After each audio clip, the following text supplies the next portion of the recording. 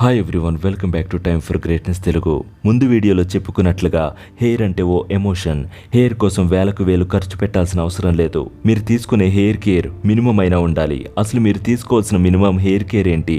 నేను మీకు ఈ వీడియో ద్వారా 5 హెయిర్ కేర్ టిప్స్ గురించి ఇప్పుడు ఎక్స్ప్లెయిన్ చేస్తాను. మీ హెయిర్ హెల్దీగా ఉండాలన్నా ఈ 5 టిప్స్ జాగ్రత్తగా మెయింటైన్ చేయాలి. ఇలాంటి చిన్న టిప్స్ ఫాలో అవ్వకుండా ఏ మాత్రమైనా అజాగ్రత్తగా ఉంటే మీరు చేసే పనులతోనే మీ హెయిర్ డ్యామేజ్ అవుతుంది. నేను చెప్పే ఈ టిప్స్ తెలుసుకోవాలంటే ఈ వీడియోని స్కిప్ చేయకుండా చివరి వరకు చూడండి.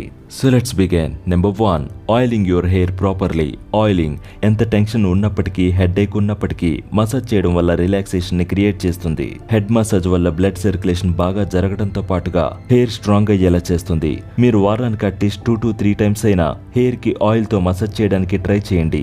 ఇలా చేయడం వల్ల మీ hair strength, shine, natural growth లో హెల్ప్ అవుతుంది. సో మీరు ఎప్పుడైనా టెన్షన్ లో ఉన్నా, చిరాకుతో ఉన్నా కూడా హెయిర్ కి మసాజ్ చేయండి, రిలాక్స్ అవుతారు. ఇప్పుడు మార్కెట్ లో ఎన్నో కెమికల్ హెయిర్ ఆయిల్స్ వచ్చాయి. మీరు ఆయిల్ ని చూస్ చేసుకునే ముందు నేచురల్ గా కెమికల్స్ లేకుండా ఉన్న ఆయిల్స్ ని చూస్ చేసుకోండి. హెయిర్ ఆయిల్ ఎంత మంచిది సెలెక్ట్ చేసుకుంటే మీ హెయిర్ కి అంత మంచిది. అందుకే మీకు మంచి హెయిర్ ఆయిల్ గురించి చెప్పాలనుకుంటున్నాం. అదే doctor herbal hair growth oil. ఈ ఆయిల్ లో 21 నేచురల్ హెర్బల్ ఇంగ్రీడియంట్స్ ఉన్నాయి. ఈ ఆయిల్ మగవారైనా ఆడవారైనా యూస్ చేయొచ్చు. ఈ ఆయిల్ మీ హెయిర్ గ్రోత్ ని బూస్ట్ చేస్తుంది, మీ హెయిర్ ఫాల్ ని కంట్రోల్ చేస్తుంది. ఈ ఆయిల్ లో ఆమ్లా, రోజ్, సిసేమ్ ఆయిల్ ఇలాంటి మరెన్నో గుడ్ ఇంగ్రీడియంట్స్ ఉన్నాయి. ఇప్పుడు అందరికీ డాండ్రఫ్ ప్రాబ్లం గా మారింది. మీ డాండ్రఫ్ ని కూడా కంట్రోల్లో ఉంచుతుంది. ముఖ్యంగా ఈ doctor herbal hair growth oil లో ఎటువంటి సైడ్ ఎఫెక్ట్స్ లేవు. 100% natural, pH balanced oil, dermatologist tested. ఈ ఆయిల్ ని మీరు యూస్ చేయడం స్టార్ట్ చేసిన 50 డేస్ తర్వాత మీరు గుడ్ రిజల్ట్స్ ని చూస్తారు. ఇండియాలో pH బ్యాలెన్స్ తో ఉన్న ఏకైక oil doctor herbal hair oil. ఈ ఆయిల్ స్ప్లిట్ ఎండ్స్ రాకుండా కంట్రోల్ చేస్తుంది.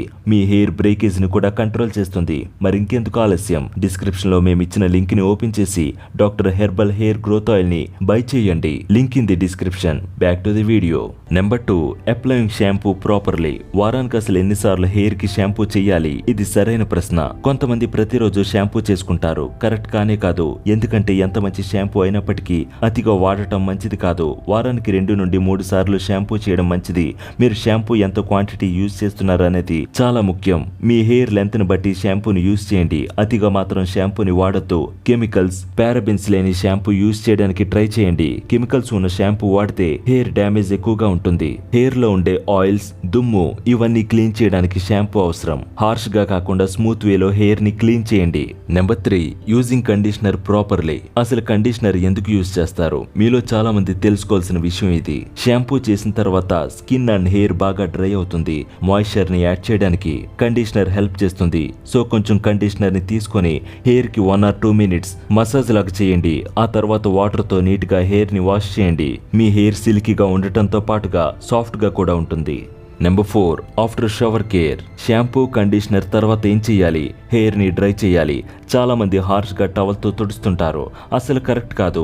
ఆఫ్టర్ హెడ్ బాత్ హెయిర్ దగ్గర పోర్స్ ఓపెన్ అవడం వల్ల హెయిర్ సెన్సిటివ్ గా ఉంటుంది. సో హెయిర్ డ్యామేజ్ అయ్యే ఛాన్సెస్ ఎక్కువగా ఉంటాయి. సో హెయిర్ ని స్మూత్ వేలో తుడవండి.